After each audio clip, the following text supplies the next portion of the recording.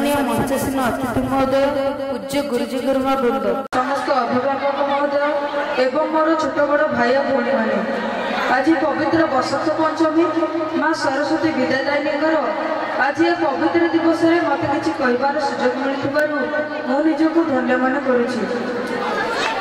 आज आम विद्यालय 22तम वार्षिकोत्सव अनुकूल आम सरस्वती शिशु विद्या मंदिर तरफ आपण मानक आंतरिक शुभेच्छा एवं अभिनंदन।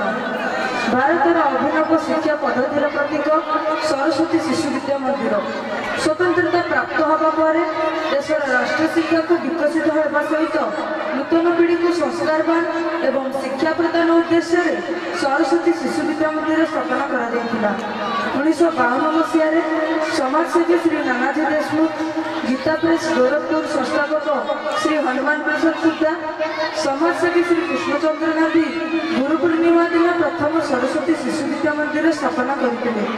1977 मसीह विद्या भारती अखिल भारतीय संस्था द्वारा देशर 30,000 अधिक सरस्वती शिशु विद्या मंदिर स्थापना कर 40 लक्षरू अधिक छात्र छात्री मानकर मार्गदर्शन होगा सहित देशर अग्रणी संस्थार जोगदे आम समाज एवं राष्ट्र पर गौरव आनी।